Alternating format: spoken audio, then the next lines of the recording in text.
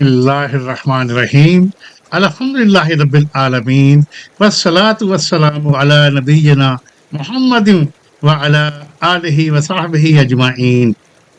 السلام علیکم ورحمۃ اللہ وبرکاتہ۔ آج کی حدیث مبارک ہمیں اسلام کی خوبصورتی سکھاتی ہے۔ حضرت انس ابن مالک رضی اللہ تعالیٰ عنہ روایت کرتے ہیں کہ رسول اللہ صلی اللہ علیہ وآلہ وسلم نے فرمایا، یسروا ولا تعسروا وبشروا ولا تنفروا، آسانی کرو، سختی نہ کرو، خوشخبری دو، نفرت نہ دلاؤ۔ پیارے بھائیوں اور بہنوں، اسلام آسانی، رحمت اور خیر خواہی کا دین ہے۔ رسول اللہ صلی اللہ علیہ وآلہ وسلم لوگوں کو دین کی طرف محبت، حکمت اور نرمی سے بلاتے تھے۔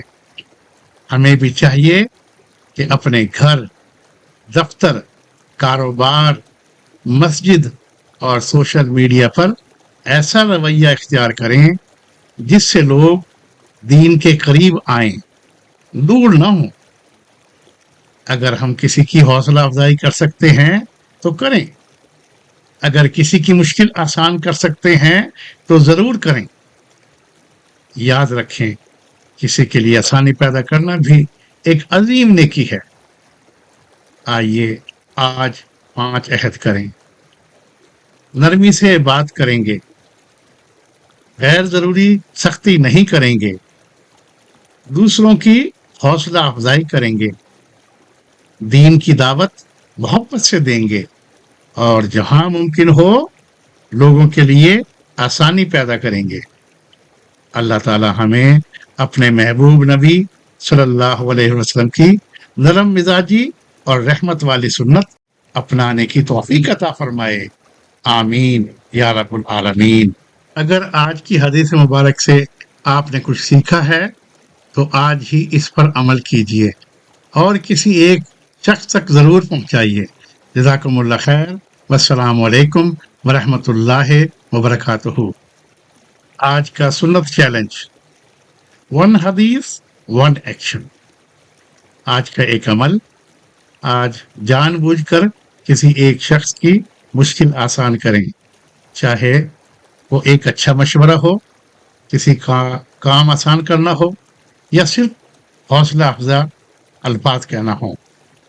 آج کی دعا، اے اللہ ہمیں نرمی اور رحمت والوں میں شامل فرما، ہمارے لیے خیر کو آسان کر دے، ہمیں اپنے بندوں کے لیے آسانی کا ذریعہ بنا، اور ہمیں کسی کے لیے مشکل کا سبب نہ بنانا، آمین۔